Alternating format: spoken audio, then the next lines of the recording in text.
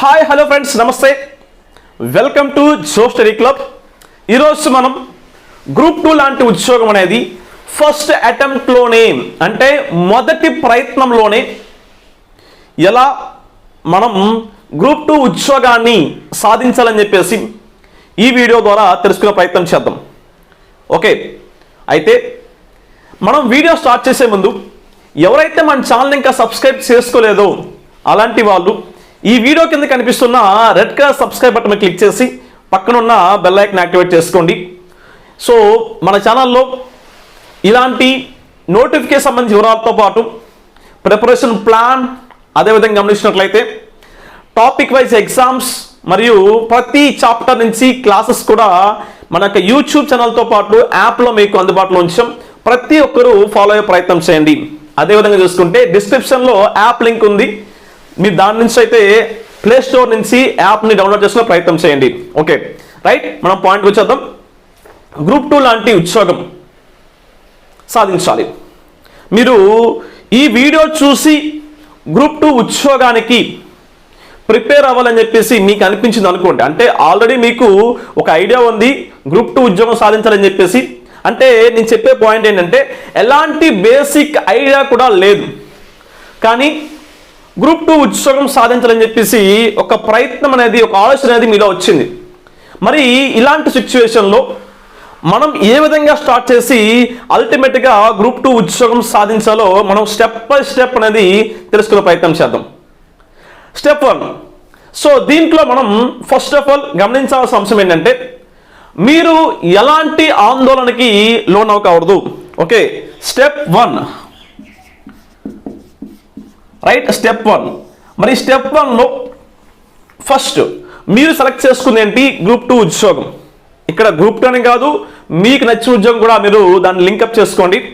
Okay right. So step 1, group 2 ఉద్యోగాన్ని reach అవ్వాలి. So reach అవ్వాలంటే ఆ నోటిఫికేషన్ సంబంధించి, ఓకే నోటిఫికేషన్ సంబంధించి మీకు ఒక ఐడియా ఉండాలి. నోటిఫికేషన్లో ఫస్ట్ మీరు గమనించాల్సిన అంశాలు ఏంటంటే మీ యొక్క క్వాలిఫికేషన్. ఓకే, మీ యొక్క క్వాలిఫికేషన్ ఏముంది, అది గ్రూప్ 2 ఎగ్జామ్కి సరిపోతుందా సరిపోదా. నెక్స్ట్ మీ యొక్క ఏజ్. ఓకే, మీ యొక్క ఏజ్ అనేది ఆ యొక్క గ్రూప్ 2 ఎగ్జామ్కి సరిపోతుంది సరిపోదని చూసుకోవాలి. Next very important, syllabus. Okay, syllabus మరియు సెలక్షన్ ప్రాసెస్.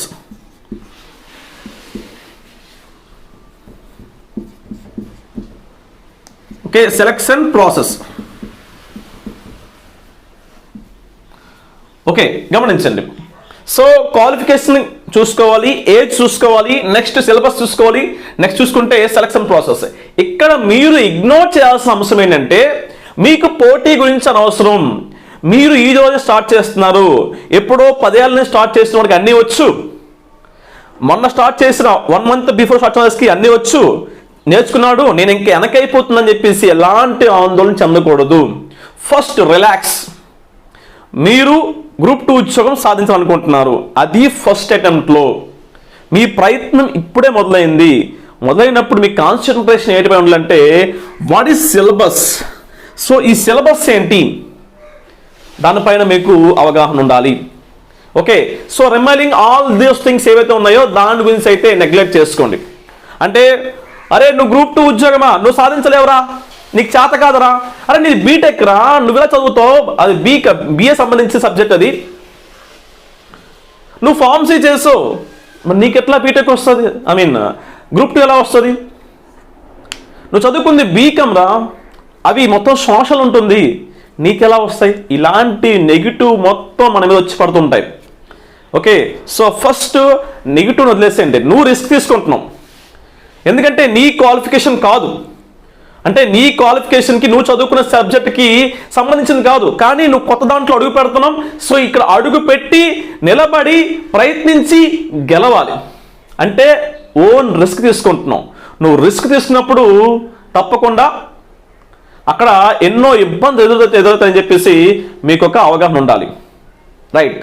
సో ఇది ఎవరైతే సో బిఏ కాకుండా ఇతర సబ్జెక్టులు మన క్వాలిఫికేషన్ ఉన్న వాళ్ళు, రైట్? సో ఇలాంటి వాళ్ళు ఫస్ట్ తెలుసుకోవాల్సిన అవసరం ఏంటంటే సిలబస్. మరి ఈ సిలబస్ అనేది తెలుసుకున్న తర్వాత ఆ సిలబస్ సంబంధించి ఫస్ట్ బుక్స్ తెలుసుకోవాలి. బుక్స్ అంటే అన్నీ కలిపి ఒక కలగూర గంపలాగా ఒకటే బుక్ అని చెప్పేసి జనరల్ స్టడీస్ అనే బుక్ తీసుకోకూడదు. ఇది చాలా తప్పమ్మ. ఓకే, జనరల్ స్టడీస్ అని చెప్పేసి మీకు బుక్ అనిపిస్తుంది. సో దీన్ని అయితే అస్సలు పట్టించుకోవద్దు. ఒక్కొక్క సబ్జెక్ట్కి ఒక్కొక్క బుక్. ఓకే, ఒక్క బుక్ చాలు, ఎక్కువ అవసరం లేదు. ఓకే, అది కూడా ఒక ప్రామాణికమైన ఆధార్ బుక్ ఏదైతే ఉందో ఆ బుక్ని తీసుకునే ప్రయత్నం చేయండి. అయితే ఇక్కడ ఫస్ట్ టైం మీరు ప్రిపరేషన్ స్టార్ట్ చేసిన వాళ్ళు డైరెక్ట్గా చదవకుండా పాసిబిలిటీ బట్టి యూట్యూబ్ వీడియోస్ కానీ లేదా ఆన్లైన్ క్లాసెస్ కానీ, ఇంకా కుదిరైతే ఒక చిన్న మీరు కోచింగ్ సెంటర్ కానీ తీసుకునే ప్రయత్నం చేయాలి, రైట్? సో ఇది సెకండ్ పాయింట్. Okay, step 2.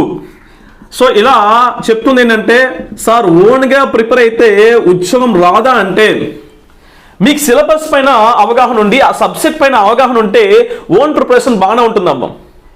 మీకు ఏ అవగాహన లేకుండా పాలిటీ బుక్ తీసిన వెంటనే స్టార్టింగ్ రెగ్యులేటింగ్ చట్టం వస్తుంది, ఏం అర్థం కాదు అసలు రెగ్యులేటింగ్ చట్టం ఏంటో, వార్ నెస్టింగ్ ఎవరు, ఓకే? సో అది అర్థం కాదు. తర్వాత పిట్స్ చట్టం అని, చార్టర్ చట్టాలని ఇవన్నీ కనిపించడానికి ఏంటంటే ఫస్ట్ 2 పేజెస్ కొంచెం ఏదో గొప్ప ట్రై చేస్తాం, కానీ తర్వాత ఇంకా ముందుకు వెళ్దాం అనమాట, ఇబ్బంది పడిపోతాం. అంటే ఫస్ట్ ఆ సబ్జెక్ట్ పైన అవగాహన తెలుసుకోవడానికి మీకు బెస్ట్ ఏంటంటే యూట్యూబ్ ఛానల్ అయితే నెంబర్ ఆఫ్ వీడియోస్ ఉన్నాయి, దాన్ని అయితే ఫాలో అయ్యే ప్రయత్నం చేయండి, అంటే free of cost. Okay, so second step ఇది, మనం సబ్జెక్ట్ని అర్థం చేసుకోవడానికి మార్గాలు అనేవి ఎత్తుక్కోవాలి. ఓకే, ఆ బేసిక్ పాయింట్స్ మనకి తెలియాలన్నమాట. సో ఇది స్టెప్ 2 అమ్మ, తప్పకుండా. సో ఈ స్టెప్ 2లో మీరు పూర్తి స్థాయిలో మాకు సబ్జెక్ట్ పైన అవగాహన వచ్చింది, right? So let's start your preparation. మరి ఈ ప్రిపరేషన్ అనేది ఎలా ఉండాలంటే అందరికన్నా బెటర్గా ఉండాలి. ఎస్, ఎగ్జాక్ట్లీ, అందరికన్నా బెటర్గా ఉండాలి. సో నువ్వు చదివేటప్పుడు ఒక రోజులో ఒక 10 అవర్స్ చదివినప్పుడు నీ ఫ్రెండ్ వచ్చి అరే చదివేస్తున్నాడు రా బాగుపడిపోతుందని చెప్పేసి సెటర్లు వస్తాయి. ఓకే, అంటే నీలో మార్పు చూసి పక్కవాడు కూడా నిన్ను క్వశ్చన్ చేసే విధంగా ఉంటే నీ ప్రిపరేషన్ అనేది బాగున్నట్టే. ఓకే, సో అదేవిధంగా గమనించినట్లయితే ఒకసారి గమనించండి, స్టెప్ 3కి వెళ్దాం. ఇక్కడి నుంచి కొంచెం జాగ్రత్తగా వినండి. నార్మల్గా మీకు ఇంతవరకు సిలబస్ గురించి ఐడియా ఉంటుంది, ఇలాంటి యూట్యూబ్ ఛానల్ వీడియోస్ కూడా చూసే ఉంటారు. ఇక్కడి నుంచి ఏంటంటే చాలా మందికి ఐడియా ఉండదు, రైట్? సో ఈ స్టెప్ 3 నుంచి కొంచెం కాన్సన్ట్రేషన్ పెట్టండి. Okay, right. స్టెప్ 3, ఈ స్టెప్ 3లో మీరు మీ యొక్క ప్రిపరేషన్ సంబంధించి టైం టేబుల్ అనేది క్లియర్గా వేసుకోవాలి. సో ఈ టైం టేబుల్ అనేది గమనించండి. ఈ టైం టేబుల్ గురించి చెప్పడం వెంటనే సార్ మాకు టైం టేబుల్ చెప్పండి అంటారు చాలామంది. సార్ నేను ఉద్యోగం చేస్తున్నాను సార్ టైం టేబుల్ చెప్పండి అంటారు. సార్ నేను house wife sir time table చెప్పమంటారు. సార్ నేను ఇంకేదో ప్రైవేట్ ఉద్యోగం చేస్తున్నాను, బయట ఉంటున్నాను, నాకు అన్ని చాలా ప్రెజర్స్ ఉంటాయి సార్, నాకు డేలో 2 అవర్స్ మాత్రమే టైం ఉంటుంది సార్, నాకు టైం టేబుల్ చెప్పమంటారు. మీకు గమనించండి, మీరు అడిగే టైం టేబుల్ అనేది మీ క్వశ్చన్లోనే ఉంది. అదేంటంటే మీకు డేలో ఎన్ని అవర్స్ అవైలబిలిటీ ఉంటుందో అదే మీ టైం టేబుల్. పక్కోడు ఎలా చెప్తాడు? నేను చెప్తా మార్నింగ్ 10 to ఈవినింగ్ 7 వరకు చదవమంటా, కానీ నువ్వు ఆఫీస్లో ఉంటా ఆ టైంలో, ఎలా చదువుతావు? రైట్? సో టైం టేబుల్ విషయానికి వస్తే అసలు నీకున్న టైంని యూటిలైజ్ చేసుకోవడమే best time table, right? So అయితే ఏంటంటే మనకున్న అదర్ యాక్టివిటీస్, అది ఫ్రెండ్స్ కానీ,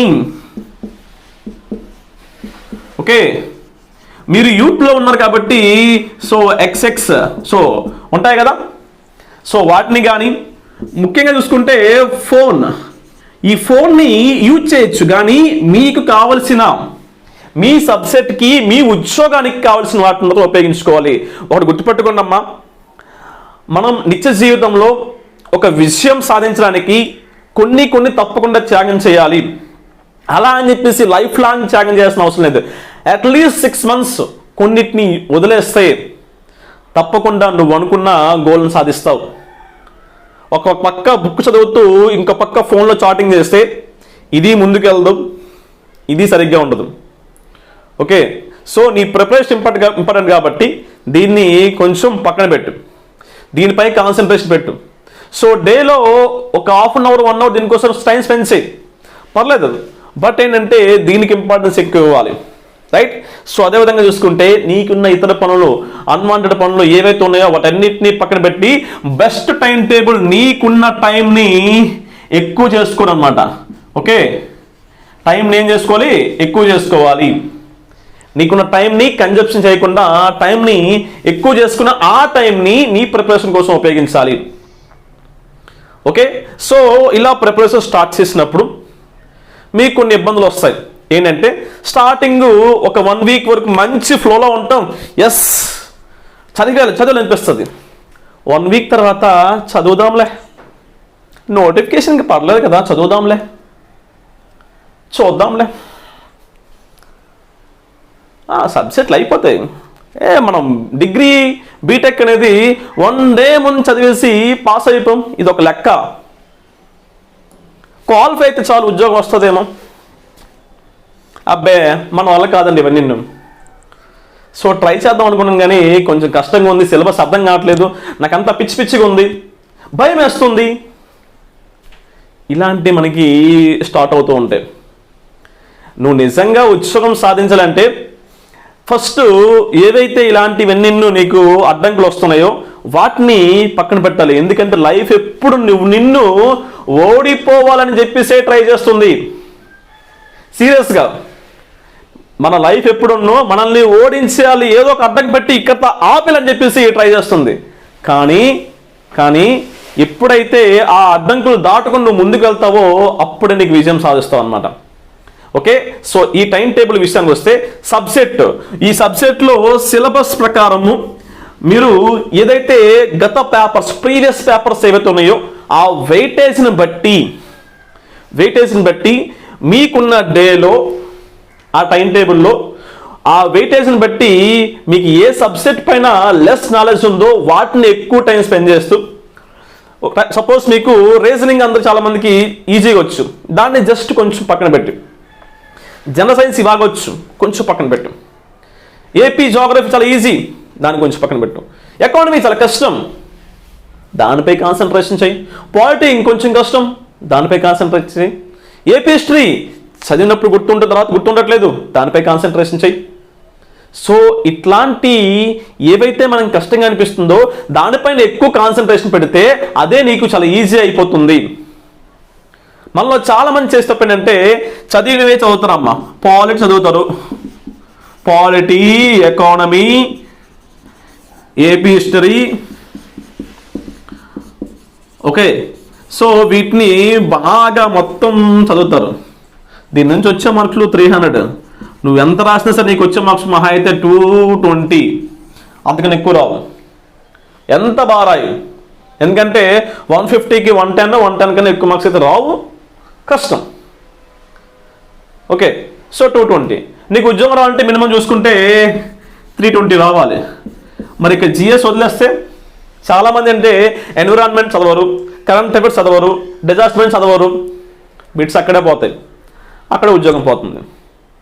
అంటే ప్రతి సబ్జెక్ట్ని ఈక్వల్ ఇంపార్టెన్స్ ఇస్తూ ప్రతి సబ్జెక్ట్ పైన అవగాహన తెచ్చుకుంటూ ఎక్కడ ఏ పార్ట్ చదవాలి, దేన్ని వదిలేయాలి, ఎక్కడ మర్చిపోతుందని చెప్పేసి నీకు నువ్వు ఒక అనలైజ్ చేసుకొని, ఎందుకంటే నీ బ్రెయిన్ గురించి, నీ మెమరీ పవర్ గురించి నీకు తప్ప ఇంకెవరికి తెలియదు, అనలైజ్ చేసుకొని చదవడం ప్రారంభించు. సో ఇలా చదివే క్రమంలో నెక్స్ట్ స్టెప్ 4 ఏంటంటే ప్రాక్టీస్. మీరు ఎంత చదివినా ఉద్యోగం రాదు, కానీ ఎంత ప్రాక్టీస్ చేస్తే అంత ఎక్కువ మార్క్స్ వస్తాయి. Practice more and more until you will success. Okay, తప్పకుండా మీకు ప్రాక్టీస్ ఎవరైతే చేస్తారో ఒకసారి మీరు గ్రూప్ 2 ఉద్యోగం సాధించిన వారికి ఒకసారి వీళ్ళు అడగండి, వాళ్ళు చెప్తారు. ఒకటే అంటారు, నేను ఎక్కువ నెంబర్ ఆఫ్ టైమ్స్ ప్రాక్టీస్ చేశాను అందుకే నాకు ఉద్యోగం వచ్చింది అంటారు. మరి మీరు ప్రాక్టీస్ చాలా ఇంపార్టెంట్. మరి ప్రాక్టీస్ ఎప్పుడు స్టార్ట్ చేయాలంటే ఈ స్టెప్ 4 విషయానికి వస్తే ఇక్కడ మనకి ఓకే స్టెప్ 4 ఓకే. సో ఈ స్టెప్ 4లో ప్రాక్టీస్ అనేది చేయాలి. ప్రతి సబ్జెక్టు ఓకే, ప్రతి సబ్జెక్టు ఆ సబ్జెక్ట్లో ప్రతి టాపిక్ కూడా మీరు అవగాహన తెచ్చుకొని దానిపైన మోర్ అండ్ ప్రాక్టీస్ అనేది తప్పకుండా చేయాలి. సో ఎంత ప్రాక్టీస్ చేస్తే దాని రిజల్ట్ అంత బాగుంటుంది. సో ఎందుకు బాగుంటుందంటే అసలు నువ్వు ప్రాక్టీస్ చేస్తున్నప్పుడు నీకు అసలు ఎన్ని మార్క్స్ వస్తున్నాయి, ఓ టాపిక్ తీసుకుని దాంట్లో 100 బిట్లు ఉన్నాయి, దాన్ని ప్రాక్టీస్ చేసావు, నీకు 30 మార్కులు మాత్రం వచ్చాయి అంటే నువ్వు చదివేసావు టాపిక్, అది 70 మార్కులు నీకు తప్పు వచ్చాయంటే నీకు ఆ సబ్జెక్ట్ పైన 30% మాత్రమే అవగాహన ఉంది, మిగతా 70% అంతా ఎగిరిపోయింది. దెన్ మళ్ళీ ఒకసారి రిఫర్ చేయి, మళ్ళీ ఈ ఎగ్జామ్ రాయి. ఈసారి నీకు ఈ 70 కాస్త అక్కడ వస్తాయి, 30 కాస్త అటు వెళ్తాయి అనమాట. మరొకసారి ప్రాక్టీస్ అయ్యి 95+ మీకు వస్తాయి. సో ఇలా మనం ఒక్కొక్క టాపిక్ని కంప్లీట్ చేసుకుంటూ ఎక్కడైతే మీకు అందుబాటులో, సపోజ్ మీకు క్లాసెస్తో పాటు టాపిక్ వైజ్ టెస్ట్లు ఎక్కడ అందుబాటులో ఉంటాయో అది ఏ ఇన్స్టిట్యూట్ అయినా పర్లేదు, అది ఎవరైనా పర్లేదు, అక్కడ ప్రాక్టీస్ చేసే ప్రయత్నం చేయండి. క్లాసెస్ చెప్పాలి, క్లాసెస్తో పాటు టాపిక్ వైజ్ టెస్ట్లు కూడా కండక్ట్ చేయాలి. అది మీరు ఎక్కడ ఎక్కువగా దొరుకుతుందో, ఎన్ని ప్రాక్టీస్ బిట్స్ ఎక్కడ దొరుకుతాయో అక్కడ మీరు అక్కడికి వెళ్ళి సో వాళ్ళ దగ్గర తీసుకొని ప్రాక్టీస్ చేసే ప్రయత్నం చేయండి, ఏదో online or offline. Okay, so practice so ఇలా ప్రాక్టీస్ చేశారు. ప్రాక్టీస్ చేసిన తర్వాత సిలబస్ అనేది ఆల్మోస్ట్ కంప్లీట్ అయిపోయింది అనుకోండి. దెన్ అప్పుడు కాంపిటీషన్ గురించి ఆలోచించండి. బయట కాంపిటీషన్ ఎంత ఉంది అంటే చూడండి, ఈ 4 స్టెప్స్లో సిలబస్ కంప్లీట్ అవ్వాలి. సిలబస్ కంప్లీట్ అవ్వకుండా ఎవరికి ఉద్యోగం అయితే రాదమ్మా, సీరియస్లీ. అట్లీస్ట్ 90%, ఇంకా చెప్పండి 85% సిలబస్ కంప్లీట్ చేయాలి. చేయకుండా అయితే ఛాన్సే లేదు. ఓకే, సో సిలబస్ కంప్లీట్ చేసిన తర్వాత ఇప్పుడు చూడాలి బయట మనకి ఎంతమంది కాంపిటేటర్ ఉన్నారో. సో వీళ్ళలో మనమే టాప్ రావాలంటే ఏం చేయాలి? సో ఇది మీరు తప్పకుండా మీ మైండ్కి బాగా ఎక్కించాలన్నమాట, రైట్? సో ఈ స్టెప్లో అంటే స్టెప్ 5లో మనం చేయాల్సిన ముఖ్య అంశం ఏంటంటే ప్రాక్టీస్ చేసేటప్పుడు, సిలబస్ అయ్యేటప్పుడు ఏ టాపిక్ నుంచి మనం ఎక్కడైతే ఓడిపోతున్నామో, సరిగ్గా ఎగ్జామ్ అటెంప్ట్ చేయలేకపోతున్నామో, సో ఆ టాపిక్ పైన ఎక్కువ కాన్సన్ట్రేషన్ పెడుతూ స్పీడ్ అండ్ యాక్యురసీ. ఓకే, అంటే మనం ఎంత స్పీడ్గా చేసినా సరే అది పర్ఫెక్ట్గా ఉండాలి. ఒక క్వశ్చన్ మనకి కనిపించిన వెంటనే ఆన్సర్ స్ట్రైక్ అవ్వాలి, ఆప్షన్ చూసి స్ట్రైక్ అవ్వడం కాదు. క్వశ్చన్ చూసిన వెంటనే ఆన్సర్ స్ట్రైక్ అయ్యే విధంగా మిమ్మల్ని మీరు చూన్ చేసుకోవాలి. అయితే ఈ క్రమంలో కొంతమందికి వచ్చే అడ్డంకులు ఏంటంటే డేటా, బడ్జెట్ కానీ, సర్వే కానీ, ఇతర డేటా కానీ, అది మీకే కాదు అందరికీ కష్టమే, అందరికీ. సో ఎంత తెలివైన వాడైనా సరే ఆ నెంబర్స్ గుర్తుపెట్టుకోవడం కష్టం. కానీ మీ స్మార్ట్ వర్క్తోని దాన్ని ఈజీగా గుర్తుపెట్టుకునే ప్రయత్నం చేయొచ్చు. Okay, right? సో మీకు మీరే కోడింగ్స్ పెట్టుకోవడం కానీ, మీకు మీరే షార్ట్ కట్స్ పెట్టుకోవడం కానీ చేసే ప్రయత్నం చేయండి. పక్కోడి కోడింగ్స్ మీకు కాపీ చేయొద్దు, అది ఆడు తెలియట్లేదు, అది ఆడి మైండ్, మీ మైండ్ వర్కౌట్ అవ్వదు. ఆడు చెప్తాడు 10, 20 మీరు ఎన్నో యూట్యూబ్ ఛానల్ కానీ చూస్తున్నట్లయితే ఒక్కొక్క దానికి ఒక్కొక్క కోడ్ చెప్తాడు, మీరు గుడ్డిగా ఫాలో అవుతూ ఉంటారు, బాగానే ఉంది. పొరపాటున కోడ్ గుర్తుంటే ఓకే, లేకపోతే ఏమవుతుందంటే కోడు గోవిందా, మన మార్క్స్ గోవిందా. అంటే తప్పకుండా మనకు సబ్జెక్ట్ పైన అవగాహన ఉండి అప్పుడు మనం కోడ్ క్రియేట్ చేసుకుంటే ఈజీ. కానీ ఉట్టిగా కోడ్తో వెళ్తే మరి తప్పకుండా ఇబ్బంది పడతాం, అది నా personal experience. Okay, so right. ఇప్పుడు మనకి కాంపిటేటర్స్ సపోజ్ అమ్మ 10 లక్షల మంది, ఇప్పుడు చూద్దాం 10 లక్షల మంది ఎగ్జామ్ రాస్తారమ్మా. ఉన్న పోస్టులు అనేవి ఒక 800 పోస్టులు లేదా ఇంకా వద్దు ఒక 1000 పోస్టులు అనుకుందాం, కొంచెం ఈజీగా ఉంటుంది. 1000 పోస్టులు ఇన్ని ఉండవు, 800 పోస్టులు ఉంటాయి అంతే. అది కూడా జోన్ వైజ్, ఒక్కొక్క జోన్లో 250, 200 ఉంటాయి అనమాట. అంటే మొత్తం 4 జోన్స్ ఉంటాయి. ఓకే, 4 జోన్స్ ఉంటాయి. ఈ 4 జోన్స్ విషయానికి వస్తే మీ జోన్కి ఉంటే మహా అయితే ఒక 250 ఉంటాయమ్మా. ఓకే, అంటే మీ జిల్లా ఒక జోన్ చూసుకున్నట్లయితే 250 పోస్టులు ఉంటాయి. మీరు పోటీ పడాల్సింది ఏంటి 250. ఇక్కడ కాంపిటీషన్ చూసుకుంటే దాదాపు 10 లక్షలు అంటే కొంచెం 3-4 lakhs వరకు మన కాంపిటీషన్ బీభత్సంగా ఉంటుంది. ఓకే, మరి ఇప్పుడు ఎలా ఉంటుంది ఒకసారి చూసుకున్నట్లయితే దీని పక్కన అర్థం జస్ట్ ఓవరాల్ చూద్దాం. ఇక్కడ మనకి 10 లక్షల మంది చూసుకున్నట్లయితే 1000 పోస్టులు అంటే ఆల్మోస్ట్ మనకి ఒక పోస్ట్కి ఎంతమంది ఉన్నదమ్మా? ఓకే, ఇది తీసేద్దాం. ఒక పోస్ట్కి 1000 మెంబర్స్ ఉన్నారు. ఒక్క పోస్ట్ అంటే 1000 మంది పోరాడితే ఒక్కడికి వస్తుంది పోస్ట్. మిగతా 999 మెంబర్స్ ఇంటికి పోవాల్సిందే. మనం ప్రతిసారి ఈ లిస్టులో ఉంటున్నాం కానీ ఇక్కడ వచ్చే లిస్టులో ఉండట్లేదు. ఓకే, ఈ లిస్టులో ఉండట్లేదు మనం. మరి ఈ లిస్టులో ఉండాలంటే ఇంతమందిని వెనక్కి తొయ్యాలంటే మనం చేయాల్సింది ఏంటి? సబ్జెక్ట్ కంప్లీట్ చేసుకొని ప్రాక్టీస్ చేసుకొని ప్రీవియస్ పేపర్లో ఏవైతే ఉన్నాయో వాటిని ఎక్కువగా ప్రాక్టీస్ చేస్తూ మీ ఫ్రెండ్స్తో మీ సార్తో డిస్కషన్ చేసుకుంటూ నీకు చదువు తప్ప ఇంకో లైఫ్ లేదని ఒక్క 6 నెలల నుంచి సంవత్సరం పాటు నువ్వు దీనికోసం త్యాగం చేస్తే నీ లైఫ్ ఎక్కడో ఉంటుందమ్మా. సో ఇలాగా నువ్వు చేయకపోతే ఎక్స్పీరియన్స్ వస్తుంది ఇలా చదవకూడదని చెప్పేసి, మళ్ళీ నీ ప్రయత్నం మళ్ళీ ఫస్ట్కి వచ్చేస్తుంది. ఓకే, అయితే ఇక్కడ ఒక చిన్న విషయం చెప్తాను ఏంటంటే, చాలామంది సార్ గత నోటిఫికేషన్లో నాకు 1 మార్క్లో పోయింది, 10 మార్క్స్లో పోయింది, 5 మార్క్స్లో పోయిందని చెప్పేసి చాలా గర్వంగా చెప్తున్నారమ్మా. సార్ యాక్చువల్గా నేను లాస్ట్ నోటిఫికేషన్ రాశాను సార్, 2 మార్క్స్లో పోయింది సార్, ఈసారి తప్పకుండా నాకు వస్తుంది. బాగానే ఉంది, వినడానికి ఇది చాలా బాగుంది. ఒక్కసారి చూడండి, మీరు టాప్ వచ్చిన వాడి పక్కన టాప్ మార్క్స్ వచ్చిన వాడి పక్కన ఎవడూ ఉండడు, ఎవడూ లేడు. కానీ ఈ 1 మార్కు 2 మార్కు 3, 4, 10 వీళ్ళ పక్కన చూసుకుంటే వేల మందిలో ఉంటారు. ఈ 1 మార్కులో పోయిన చూసుకుంటే మించుగా 500+ ఉంటారు. 2 చూసుకున్నట్లయితే ఒక 800+ ఉంటారు. 3 చూసుకుంటే మీకు ఒక 1000+ ఉంటారు. సో ఇలా చూసుకున్నట్లయితే మీకు ఇక్కడ మళ్ళీ కాంపిటీషన్ చాలా ఉందని విషయం మీరు మర్చిపోతున్నారు. సీరియస్లీ, టాప్ వచ్చిన పక్కన ఉండమ్మా. మీరు 1 మార్కు 6 మార్కు పోయిన పక్కన చూసుకున్నట్లయితే చాలా కాంపిటీషన్ ఉంటుంది, పక్కన చాలా మంది ఉంటారు అక్కడ. అంటే ఇక్కడ మీరు ఏదో సాధించామని కాదు, ఇంకా మీకు కాంపిటేటర్స్ ఉన్నారని చెప్పేసి గమనించండి. ఇది రియల్ ఫ్యాక్ట్, ఎవరు చెప్పరు. ఒకసారి మీరు చూసుకోండి. ఒకసారి 1 మార్క్లో పోయిన వాళ్ళు, 10 మార్క్స్లో పోయిన వాళ్ళు, 5 మార్క్స్లో పోయిన వాళ్ళు చూసుకున్నట్లయితే వాళ్ళు ఎంతోమంది ఉంటారు, ఒకరు కాదు. కానీ టాప్ వచ్చిన పక్కన ఎవరు ఉండరు, అందుకే ఆడికి ఉద్యోగం వస్తుంది. మరి మీకు ఉద్యోగం రావాలంటే టాప్లో ఉండాలి తప్ప ఈ 1 మార్కు 6 మార్కులు అని చెప్పేసి ఉండకూడదు. తర్వాత మోస్ట్ ఇంపార్టెంట్ థింగ్, మీలో చాలామంది కారణాలు చెప్పి బతికేస్తున్నారమ్మా.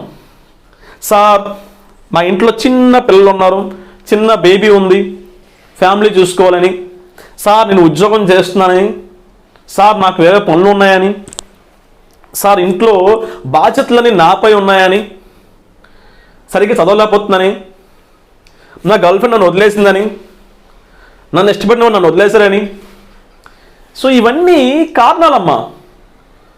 కారణాలు చెప్తే పక్కోడు అయ్యో పాపం అనుకుంటాం, కానీ సబ్జెక్టు బాగా అవగాహన ఉండి ఉద్యోగం కోసం వెళ్ళే ఎగ్జామ్లో మంచి మార్క్స్ స్కోర్ చేసి టాప్లో ఉండి ఉద్యోగం వస్తేనే అందరూ సబ్బాష్ అంటారు. కానీ ఇలా ఉంటే అందరూ అయ్యో అని చెప్పి వదిలేస్తే తప్ప నిన్నెవరున్నూ మెచ్చుకోరు, ఉద్యోగం తెచ్చి ఎవరు. Stop, please stop. కారణాలు చెప్పడం ఆప్ చేయండి. ఆల్మోస్ట్ నేను ఇది బాగా నమ్ముతానమ్మా. సీరియస్గా ఒక విషయం గమనించండి. ఈ 14th జాన్ 14th భోగి రోజు మా తాతగారు చనిపోయారు. ఇది మీకు కారణం చెప్పడం కోసం కదా, ఎగ్జాంపుల్ కోసమే, గుర్తుపెట్టుకోండి. సో మా తాతగారు చనిపోయినా సరే నేను చేసే పని కానీ, మీరు నాకు ఫోన్ చేసినప్పుడు ఫోన్ లిఫ్ట్ చేయకపోవడం కానీ ఇలాంటివి ఏమీ చేయలేదు. ఆ రోజు క్లాసెస్ కూడా అప్లోడ్ చేసిన యాప్లో చాలామందితో మాట్లాడాను. చాలామంది కోర్స్ జాయిన్ అవుతుంటే జాయిన్ అవ్వమని చెప్పేసి వాళ్ళ డౌట్స్ క్లారిఫై చేశాను. ఒక పక్క పెయిన్ ఉంటుంది, ఆ బాధ ఉంటుంది, బట్ మనం చేయాల్సిన పని అనేది చేసుకుంటూ పోవాలి. ఆ డెడికేషన్ మనకు ఉన్నట్లయితే తప్పకుండా మీరు విజయం సాధిస్తారు. సీరియస్లీ అమ్మ, ఇప్పుడు కూడా ఏంటంటే మా ఇంట్లో ఆ విషాద ఛాయల బాధ అంతా మనకు కనిపిస్తుంది, కానీ ఏంటంటే మీ ముందుకు నేను నవ్వుతూ స్మైల్గా ఉంటాను అన్నమాట. అంటే ఇక్కడ నేను గొప్పని కాదు, నేర్చుకోండి. కారణాలు చెప్తూ లైఫ్ని అస్సలు మధ్యలో పులి స్టాప్ పెట్టకండి. మీ లైఫ్ గ్రూప్ 2 అయితే, పర్టికులర్గా నీ లైఫ్ గ్రూప్ 2 అయినప్పుడు నేను చెప్పే ప్రతి పాయింట్ నువ్వు క్లియర్గా ఫాలో అయ్యి ఎప్పటికప్పుడు నీ ప్రిపరేషన్ని ఇంప్రూవ్ చేసుకుంటూ మీరు సిలబస్ కంప్లీట్ చేసే వరకు కాంపిటీషన్ గురించి ఆలోచించొద్దు. వన్స్ సిలబస్ కంప్లీట్ చేసిన తర్వాత కాంపిటీషన్ గురించి ఆలోచించిన తర్వాత అప్పుడు ఎగ్జామ్ రాయండి. మీలో చాలామంది 30, 40, 50% సిలబస్ కంప్లీట్ చేసి అక్కడికి వెళ్ళి అక్కడ మీకు వచ్చే మార్క్స్ అక్కడితో ఆగిపోతాయి అన్నమాట. లాస్ట్ టైం రాశాను, 10 సంవత్సరాల నుంచి రాస్తున్నావు అంటే 10 సంవత్సరాలు నువ్వు టైం వచ్చినప్పుడు ఒక్కసారి సిలబస్ కంప్లీట్ చేయలేదంటే అది నీ తప్పే. ఉన్న టైం అంతా కన్జప్షన్ చేస్తావు. నోటిఫికేషన్ అందరికి కావాలి, కానీ ఆ నోటిఫికేషన్ వచ్చే ముందు సిలబస్ కంప్లీట్ అని చెప్పేసి ఏ ఒక్కరికి ఉండదమ్మా. సీరియస్లీ ఇక్కడ 99 ఆల్మోస్ట్ 99% పీపుల్ అయితే ఇలానే ఉంటారు. 1% ఎవడో ట్రై చేస్తారో 1%కి ఉద్యోగం వస్తుంది. ఇంకా చెప్పాలంటే 99.9%, ఎందుకంటే 1000 0.1% ఎవరైతే ఉన్నారో వాడికి ఉద్యోగం వస్తుంది, మనకు ఉద్యోగం రాదు. మనం అచీవ్ చేయాల్సిన గోల్ పెద్ద అయినప్పుడు మన ప్రయత్నం కూడా అదే లెవెల్లో ఉండాలి. ఏదో చేసాం, ఏదో ఉన్నాం కాకుండా. ఓకే, ఎన్ని బుక్స్ అయితే ఉన్నాయో ఒక్కొక్క బుక్స్ నమిలేయాలి. ఆ కసి కనిపించాలి. మీలో ఒక్కరిలోనే కనిపిస్తుందా చెప్పండి ఒకసారి, గుండె మీద చేసుకొని. ఆల్మోస్ట్ ఎవరిలో ఉండదు. నేను చెప్పినప్పుడు మాత్రం ఎస్ ఎస్ ఎస్ అనే ఫీలింగ్ ఉంటుంది తప్ప చెప్పిన 2 డేస్కి మొత్తం తుస్సు అయిపోతుంది. ఆల్మోస్ట్ నేను చేసిన ఈ మోటివేషన్ క్లాస్ అనేది నెంబర్ ఆఫ్ ఉన్నాయి, కానీ మీలో మాత్రం చలనం అనేది ఇంత మాత్రమే. సీరియస్గా ఇంకో విషయం చెప్తానండి. ఈ మోటివేషన్ క్లాస్ పెట్టినప్పుడు చూసే మెంబర్స్ అనేవాళ్ళు క్లాస్ పెట్టినప్పుడు చూసినట్లయితే 100% నీకు ఉద్యోగం వచ్చింది. సీరియస్గా యూట్యూబ్ ఛానల్ వారు మీకు ఫ్రీ ఎడ్యుకేషన్ ఇద్దామనే ఉద్దేశంతో నెంబర్ ఆఫ్ ఫ్యాకల్టీస్ ఈ యూట్యూబ్ ఛానల్కి వచ్చి వాళ్ళకు ప్రయత్నం మొదలు పెడితే మీరు బ్రేకింగ్, షాకింగ్, షేకింగ్, దిమ్మదిరిగిన న్యూస్కి ఇచ్చే ఇంపార్టెంట్ అనేది సబ్సెట్కి ఇవ్వలేకపోవడమే. చాలామంది ఆన్లైన్ క్లాసెస్ పెట్టి ఇంట్రెస్ట్ ఉన్న పీపుల్ ఒక డబ్బులు కట్టని చదువుతారని చెప్పేసి ఆ విధంగా అందిస్తున్నారు. తప్పకుండా మీ చేతిలో ఉందమ్మా. దానివల్లే ఇవన్నీ కలుగుతుంది. ఎందుకంటే మీకు తెలియట్లేదు behind the story. Even though నేను కూడా అంతే. అరే యూట్యూబ్ ఛానల్ క్రియేట్ చేసిన తర్వాత మొత్తం ఫ్రీగా ఇచ్చేద్దాం అని ఒక ఫీల్తో ఉన్నాను. ఫ్రీగా ఇస్తే ఎవరికి వాల్యూ తెలియట్లేదు. సీరియస్గా బ్రేకింగ్, షేకింగ్ న్యూస్కి మాత్రం కొన్ని వేల లక్షల వ్యూస్ వస్తున్నాయి. క్లాస్ చెప్తే 500 వ్యూస్ రావట్లేదు. ఎవరికి ఇంట్రెస్ట్ ఉంటుందమ్మా? సో ఈ 500 మందిలో కనీసం 200 మెంబర్స్ అయినా చదువుకుంటారేమని చెప్పేసి వాళ్ళ కోసం ఆన్లైన్ క్లాసెస్ స్టార్ట్ చేస్తున్నారు. అంటే మీరు చేసిన కొన్ని వల్ల మీకు రాబోయే ఫలాలు కూడా ఆగిపోతున్నాయి. అదేవిధంగా మీ ప్రయత్నంలో లోపం ఉంటే తప్పకుండా మీ విషయానికి మీరే అడ్డుకుంటున్నారు. సో జరిగిపోయింది. ఇక్కడి నుంచైనా సరే అనుకో, ఇప్పుడు జాన్యువరిలో ఉన్నాం, 1-2 మంత్స్లో నీకు నోటిఫికేషన్ వస్తుంది. అక్కడికి మరొక 2-3 మంత్స్లో ఎగ్జామ్ అవుతుంది. బట్ ఈ 3-4 మంత్స్ నీకు చాలా వాల్యుబుల్. నీకున్న సిలబస్ని కంప్లీట్ చేయడానికి ప్రయత్నించు. Either online class, either institute, లేదంటే ఓన్గా preparation, whatever it is. అల్టిమేట్గా నీకు కావాల్సిన ఉద్యోగం, నీ లైఫ్ బాగుపడాలి, నీకంటూ ఒక స్టేజ్ క్రియేట్ అవ్వాలి. ఈరోజు ఒరే అన్నవాడు సార్ అని చెప్పేసి నీ దగ్గర రావాలి. ఓకే, సో అలా మిమ్మల్ని మీరు మార్చుకుంటారని చెప్పేసి మనస్ఫూర్తిగా కోరుకుంటున్నాను. ఓకే, సో ఇంకా మీకు ఏమైనా డౌట్స్ ఉంటే తప్పకుండా నా యొక్క వాట్సాప్ నెంబర్కి కాల్ కానీ మెసేజ్ కానీ చేసే ప్రయత్నం చేయండి. అదేవిధంగా ఎప్పటికప్పుడు మన యొక్క యూట్యూబ్ ఛానల్ని ఫాలో అవ్వండి. Okay right, so thank you so much.